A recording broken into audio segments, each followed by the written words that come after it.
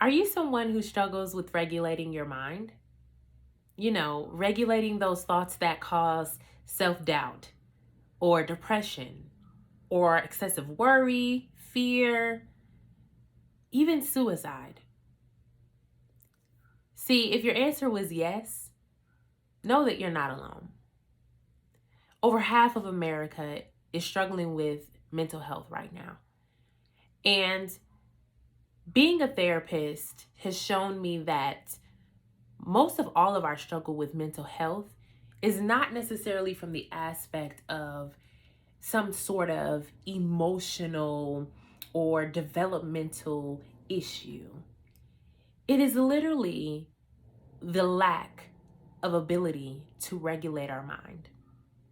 We are living in a society where, as humans, we've lost our control over the one most powerful thing given to us. Yeah, you guessed it, your mind.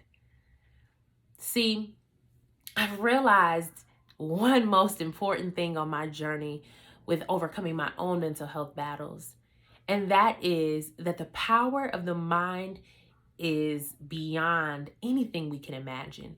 And if we could just learn to regulate it, if we could just learn the power and the authority we have over it, then we would be amazed at what we can do and how full of life we can live and on purpose and full of hope we can live if we would just have the ability and the tools to regulate our mind.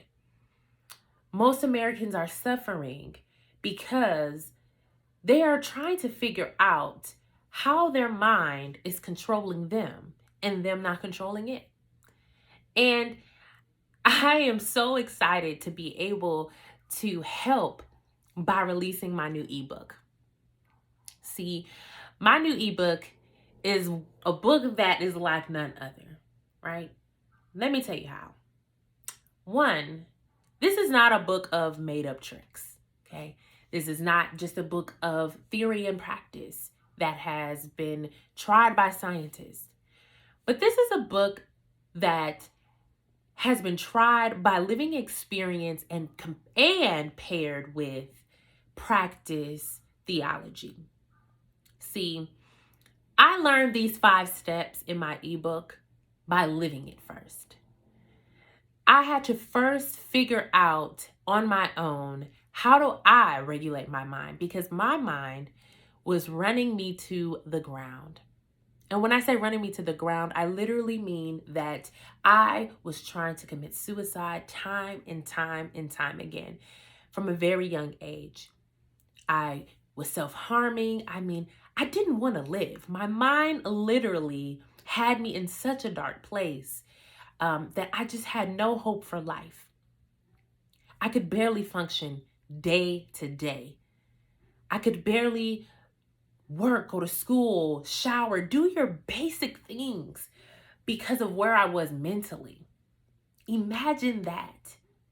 And imagine the fact that over half the people in America are suffering with the exact same thing. It's amazing when you really sit back and think about things, because although there is a lot of things that we know as killers, like heart disease, cancer, even COVID, but what we tend to mistaken or forget is that suicide is actually right up there. And if I'm not mistaken, last I checked, it was like the number 2 reason for death in the United States. But we miss it.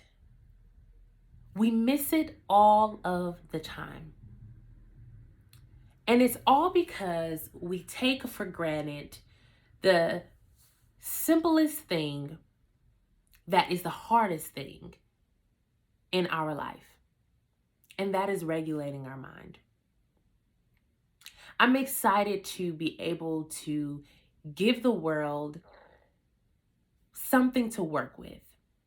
I'm excited to be able to give the world 5 steps, not 10, not 20, not 15, but 5 steps, only 5, to start their journey for transformation so that they can know that they have the power to take captive all of these thoughts that are causing them to be depressed, anxious, worried, isolating, in fear.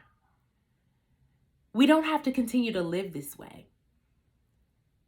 These 5 steps literally changed my life. Going from trying to commit suicide and barely able to finish school, in and out of hospitals, to living on my own, across country, no family, and thriving by myself, and not having to worry about abusing medication I get from the doctor, or when things happen in life like COVID, relapsing into a depression or dark place, but being able to have the skills and the tools to survive things that happen in life like a pandemic that is out of our control. See, all of these things go into the ability to regulate our mind. And I am excited because for once, there is something out there that will help us to understand exactly how important it is to regulate our mind, exactly how important it is to take the steps to be serious about making our mental health a non-negotiable, making our livelihood a non-negotiable, because that's exactly what mental health is. It is your lifeline. Because if your mind goes, there's really nothing left. That's what you would call a vegetable, right? We need our mind. Our mind does so much. Even when we begin to think about emotions, emotions come from the mind. I love the study of the brain when you get into talking about psychotherapy. And as a therapist, as a licensed master social worker, that is one of the main things that I loved about going into the field. Now, I must say, I did start off in psychology because I love the study of the brain and how it affects behaviors and learning about how it goes into just humans in general. But I veered over to social work because more than just understanding the makeup of how God created us, I love people and understanding people, and learning about how we work together in systems and communities and just individuals, and what we need and how to interact with one another so that we can grow and get what we need out of this life, because we all offer each other something. But in order to really know what we offer one another, we have to reach our full potential mentally. And most of us, unfortunately, never do. I think of so many people who attempted suicide and did not make it. And it's only by the grace of God that I am sitting before you today on this video as a licensed master social worker, as a therapist, as me, as an author, but more importantly, just as Jajara,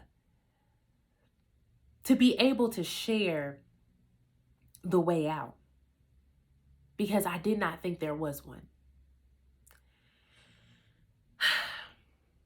The reality is, there is something that we all take for granted. And that is one of the things I really want to start with sharing in this video. And that is the power of the decision. In my ebook, that is actually the first chapter, is the decision, because we often don't understand that life is literally made up of decisions. And if you're not a good decision maker, or if your decision making is impeded by the lack of stability, then our lives are out of whack. Our lives are not lived to the full capacity that we are intended to be able to live to. See, the power of the decision is so imperative, because every day at every moment you're making a decision. Even right now, you made a decision to click on this video. And even after clicking on the video, you made a decision to keep watching. I had to make a decision today. So many things happening. Not feeling good. Sinuses are crazy. Got hurt. I just mentally wasn't like myself, wasn't the best version. And I said, what are we going to do? Are you going to make a decision to still record, still get on here, even though it's not the timing that you've wanted it to be? It's not how you envisioned it. And I said, you have to make a decision. Every part of our lives is full of decisions. And so I really want you to leave, if you don't leave with anything else from this video, I want you to leave with really having a better understanding of the power you have in your decisions. One of the things that I really want to express number one when it comes to the power of the decision is our emotions. We really do not want to make emotional decisions. And a lot of people talk about that, but I really want to dive into it just a little bit because we're talking about the power of the decision. See, emotional decisions don't include facts. What I love about therapy is using the method CBT, which is cognitive behavioral therapy. It's an evidence-based practice, but it is so simple in breaking down how the human mind works. And I just love it because it's a great reflection. And what CBT teaches us is a situation happens and it causes an automatic thought, which then turns into an emotion. We have a physiological response, and from there we have a behavior. But what you begin to learn with CBT is through life, especially in childhood, a lot of us have core beliefs that are developed. Things like people can't be trusted, I'm unlovable, I'll always be alone, no one likes me. Core beliefs are developed. And so a simple situation like your mom saying, I'm going to hang out with your brother today because he's not feeling that great. I'm going to have to reschedule with you, can cause an automatic thought of, I'm always second best. My mom doesn't really love me, or my mom loves my brother more. That then causes an emotion of sadness, disappointment, and the physiological response can be crying and, your heart racing. And then your behavior may be to isolate from the family and your friends because of what happened. Now, on the outside, it may seem extreme to people. But on the inside, your feelings are fact. What you're thinking is fact. I mean, it's clear. Mom chose to hang out with your brother when she knew you guys had plans. So, I mean, it doesn't make sense. How are you going to choose someone over me? But really what's at play is that core belief that you're unlovable. And so when mom chooses to hang out with brother because he's not having a great day, and it's not to say that she's not going to ever hang out with you, but she's saying, hey, I want to postpone because I really want to make sure that your brother is okay because he's not having a good day today. We internalize it and take it as being chosen second or not being loved as much as our brother because our core belief is that we're unlovable. And I love teaching this because when I work with clients, you really begin to see their core beliefs at work and at play, and it alters the way we see the world. And we see the world through these core beliefs. And so it's like having a dirty filter. And we begin to believe our emotions as fact. We begin to believe and interpret situations as fact because of what's at play. And so even though our interpretation has been skewed because of the core belief, we cannot see it. And this is why emotional decisions are dangerous. I'm not saying throw your decisions completely on fact and not have any emotion, because emotions God created. I mean, it's a part of who you are. Emotions have their place though. And I would like to say, for the sake of this video, that we want to think of emotions as being a part of the jury, but not being the judge. We want emotions to be on the jury. We don't want it to be in the judgment seat. So whenever we're making decisions, sure, the juror can weigh in on what they think the verdict should be, but it shouldn't be the very last say so. Because emotions are fleeting. They come and they go, and it depends on whatever's happening at that time. It's not really factual. If I interpret that mom doesn't love me and that's why she chose brother, at that time it produces that sadness, disappointment. But let's say I go and talk to mom about how I'm feeling, and I tell her these thoughts, and mom explains like, no, this is not how I intended you to interpret it. Your brother, lost his dog today, and he was really having a bad time. He was crying uncontrollably, and so I was going to postpone and have dinner with you tomorrow because he was really in a bad place. And then we might go from sadness to now we understand. And so we're feeling okay. We're feeling content. We're feeling easiness because of what the conversation was with mom. So just like that, your feelings have changed. So if we made a permanent decision from an emotion, it may not be a good decision now because your emotions change depending on the situation. Your emotions come from whatever you're thinking. They're regulated by your mind.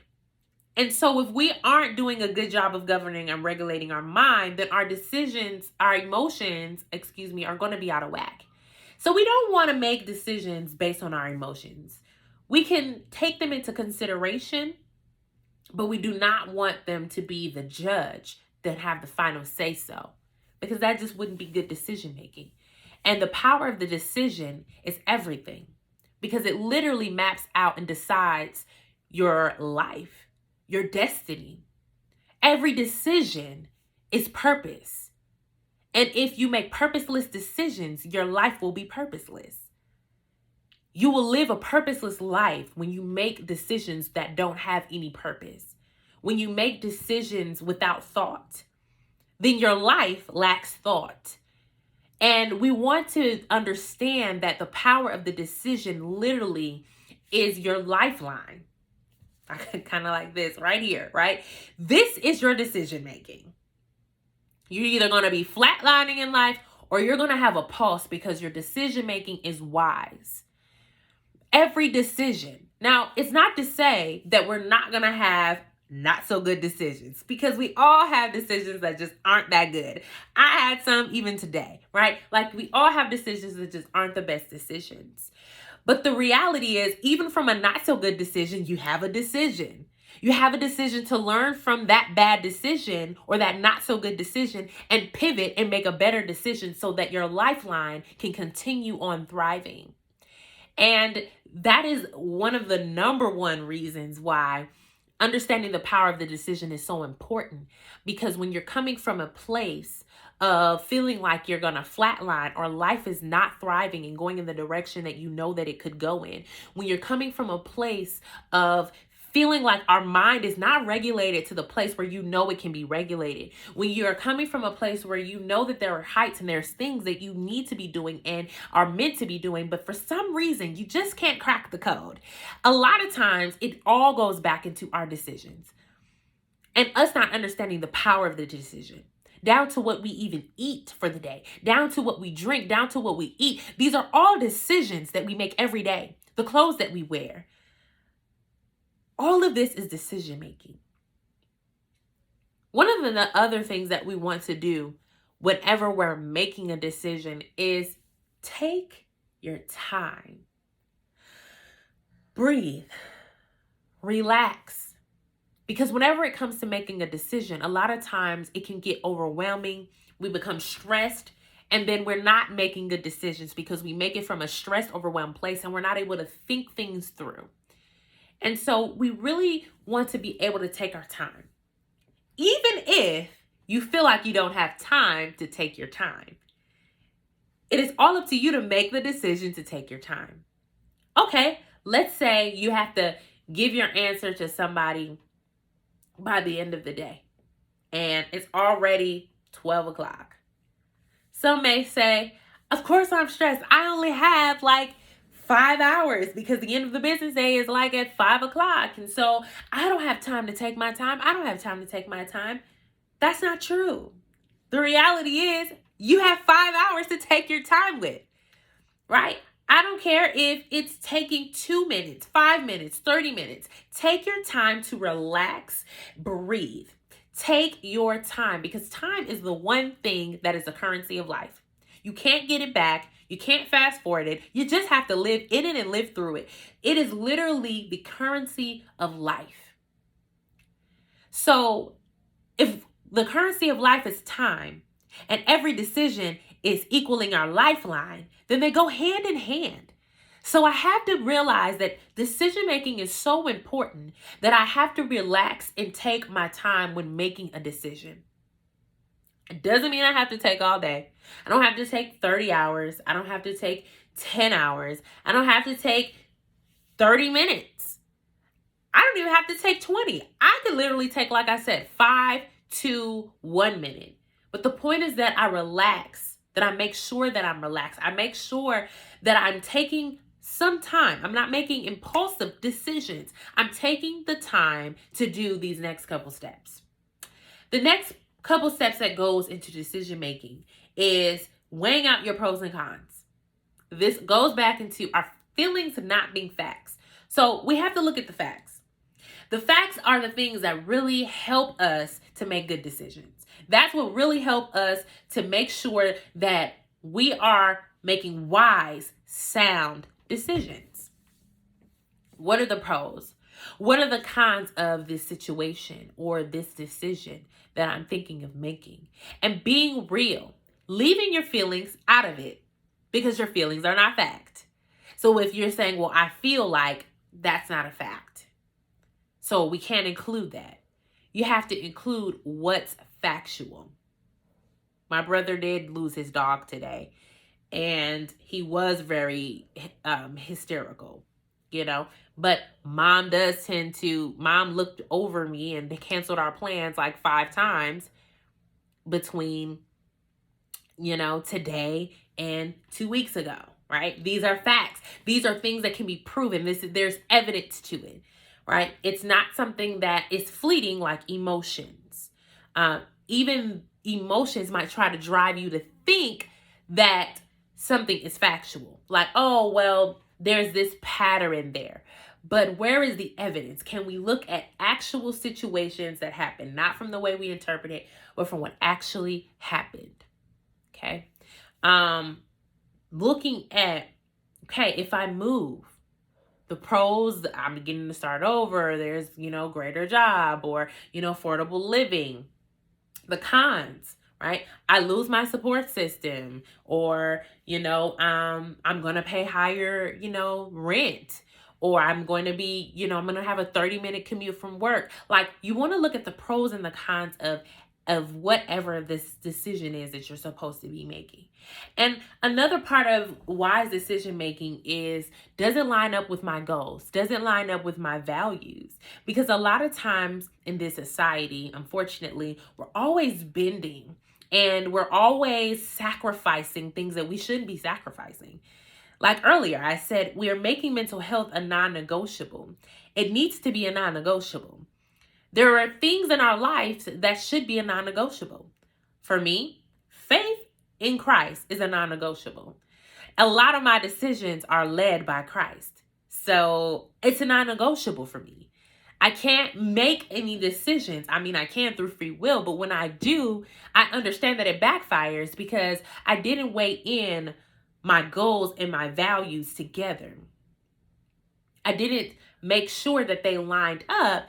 And so here I am making decisions that weren't so wise for my purpose and what I'm trying to do, because I made it outside of the will of God, which is one of my values, right? So you want to always make sure, even if you're in a place like where I was at a point, I had lost all goals. I mean, I had some values, but I didn't really know myself. And I was so depressed and so suicidal that I was so far removed from these things. I was hopeless. I just wanted to just be sane again, first of all, like feel sane, not have such fogginess and mental warfare happening in my mind. And so it was tough. But even with that, I still could tap into what some of my goals would be if I were to want to live. If I were to live life, what would that look like? What are some of the things that I desire? And, just a quick nugget, one of the things that really helped me when I was in that place of things just not going right and fogginess, creating a vision board really turned things as well for me. It gave me something to look at. It gave me hope. It gave me a moment to reconnect with the parts of me that I lost, to show what was still in there, those desires that were still in there, that wanted to achieve these things. And even seeing little things happen in my life and realizing that, wow, this was on my vision board, and that it's possible to live this life. It's possible to have the things that I desire in life. So, just a sidebar, if we're struggling with goals and understanding what our goals are and what our values are, do some exploratory activities like creating a vision board, like exploring your strengths, like, doing an about me kind of activity, and really beginning to kind of explore some of those basic things of who you are so that it can also guide your decision making. I love how Miles Monroe tells us, he says in a video that, purpose drives your everyday. Once you realize your purpose, every decision comes from that. And so decision making really links back to our goals and our values, because purpose produces even better decision making. And sometimes we find ourselves in a place where we may not have our purpose, so we have to make decisions to get to the purpose and understanding the purpose so that we can make purpose decisions. And that's a whole nother topic. But the power of decision making, y'all, is everything. Everything. And I try every day when I am in sessions to help my clients to understand every decision you're making means something. From even you going up against the thoughts that are happening in your mind. And I'm super excited to teach you guys that in my video, my second video that is going to come in a couple of days. And I want you guys to look out for that, because we're going to get into talking about capturing negative thoughts. We're going to talk about how the power of the decision actually helps us when it comes to beginning to regulate our thoughts and capturing those thoughts. And so helping clients to understand the decision even to regulate your mind on a daily basis is a power decision. And it's important. It's super important. Another part of making decisions is counting the cost. I like to call it count the cost, because that is something that the word tells us to do. And basically what it means to count the cost is to weigh out all the possibilities that you can think of. Like, you literally want to consider as many possibilities in scenarios that you can come up with if you were to make these decisions, right? If you were to make the decision you're thinking of, or you to do the opposite of the decision, what would those possible outcomes be? And the problem is, a lot of people don't want to go this far in their thought processes when it comes to decisions. They're like, oh, that's too much. It's not that deep, but it really is. Because again, your decision making is your lifeline. And if you aren't intentional with making good decisions, then you're not intentional with your life. And that's crazy, because we're here for a purpose. So you want to be intentional with it. Get the most out of what you're meant to have as far as living life. You might as well get the fullness of what God intended for you to have versus not living it to the fullest. And most of us are not living it to the fullest because we're being crushed daily by not only the requirements of society and sustaining in society and sustaining, a household and, a job and all these different requirements to sustain. But we're being crushed by our mind and our thoughts that are literally killing us day in and day out, that make us insufficient, right? It's like we have insufficient funds when it comes to handling the things of daily life, when it comes to handling purpose things, when it comes to doing the basic things. And so we can't operate at the level that we're meant to. And so our decisions, again, is our lifeline. It is literally what pumps blood in our lifeline. And so we want to make sure that we are taking these steps. We want to make sure that we are counting the costs. We are weighing the pros and cons. We're doing the work to know our goals and our values. We are making sure we take into consideration our emotions, but it isn't the judge, the final call for our decision making. We want to make sure that we relax and we breathe and we take our time when making our decisions, each time, every part of the day. And another great part of decision making is wise counsel. So it is super important to make sure that you have wise counsel. You're not just running your decisions by people who don't make good decisions themselves, plainly put. Like, if you see that they don't make good decisions in their life, they're probably not wise counsel for you, okay? So you really want to make sure that you are running your decisions by, you don't have to run every decision by someone, but sometimes it's really good to run a decision before you make it by wise counsel, because they can give a perspective that you may not be seeing. Right? It's like having your rearview mirrors. Without your rearview mirrors, you would not be able to see, right? Your rearview mirrors help you to see your blind spots. Even with your rearview mirrors, you still have a blind spot. And so it's important for you to understand that you have a blind spot. So even though you may have peripheral to be able to see, you know that there are areas that are still in the dark to you. And your wise counsel can help you to see those blind spots. So it's super important to be able to tap into wise counsel and talking it out with them to see kind of what their thought processes are, especially if it's someone who has faced some of the same things and overcome. You really want to talk to them as well, because talking to somebody who has faced some of the same problems and overcome is, it's like literally tapping into a fast forward button. And that's what I love about talking to people as well is I am not that one who is like, I gotta see for myself. I gotta fall on the ground and try. I just think that's stupid. Okay, I'm not doing that. If that's for you, then I love you, great job. But like, why? I don't get it. Okay, some things, yes, you may have to see it through, but if you could tell me what your experience was and I might do it a little bit differently. But the point is that I don't have to make the same mistakes that you did, because somebody else already made that mistake. Somebody else already made that decision. Somebody else has already done the thing, because there's nothing new under the sun. So if I could talk to as many people as possible and grasp wise counsel, of course, and grasp the wisdom to help me along the way so that I don't have to cause harm to myself and further damage myself. And that is humility. I'm able to accelerate at a very quicker pace than a lot of people. And this is fact. This is not just something I'm thinking of.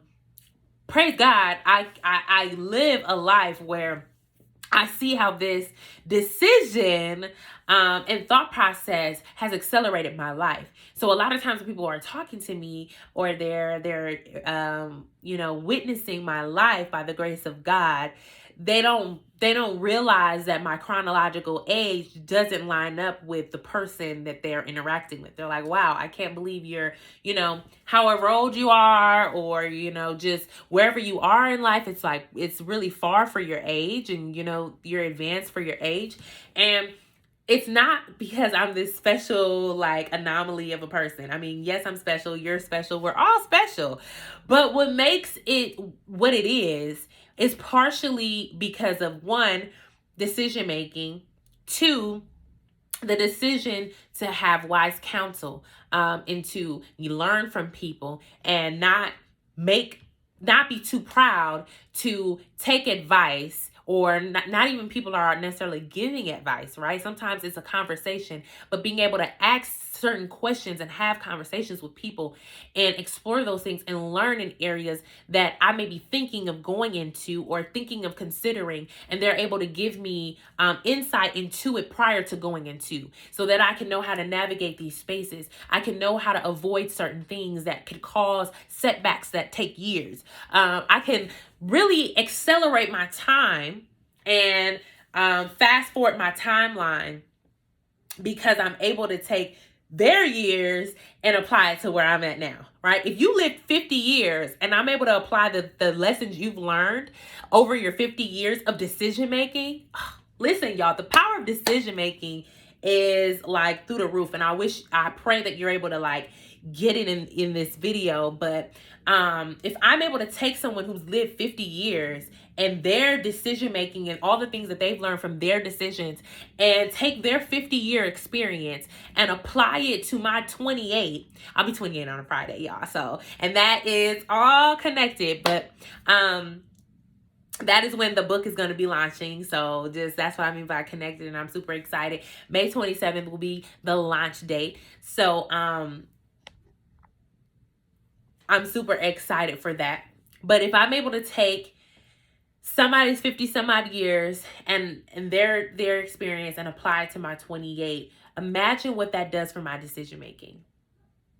Imagine how that accelerates my lifeline when it comes to making decisions. The power of the decision is immaculate if we take a hold of it. But first, we have to be able to regulate our mind.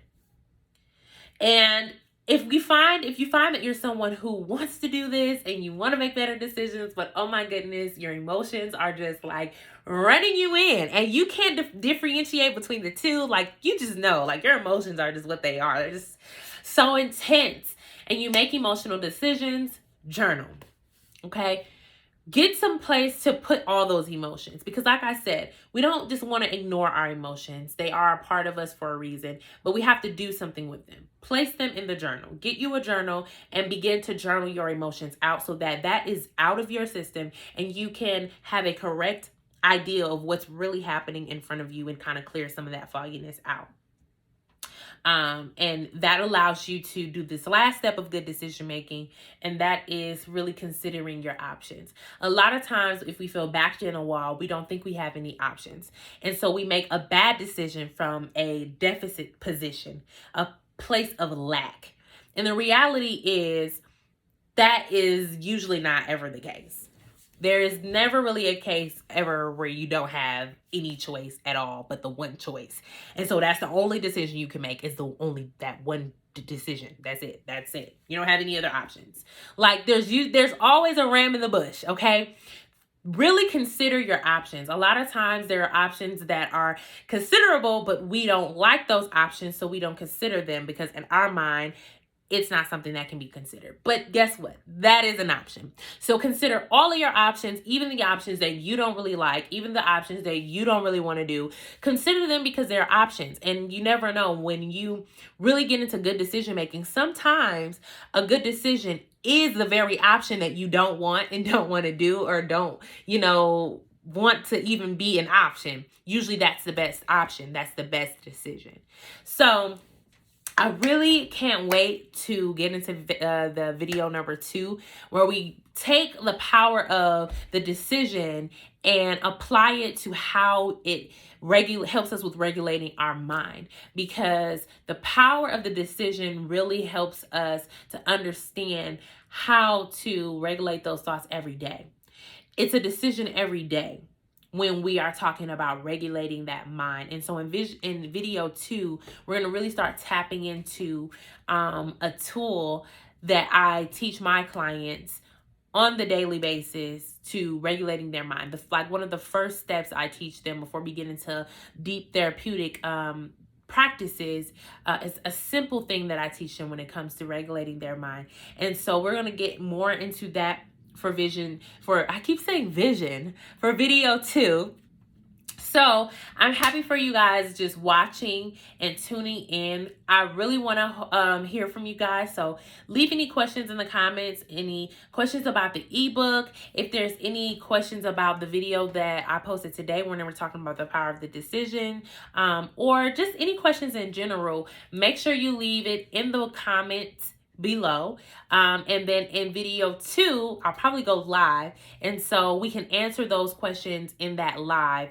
And I'm excited to really be able to get into it. But like I said earlier, know that this is not like any other book, okay? There's a lot of ebooks out there. They've all said that, I'm sure.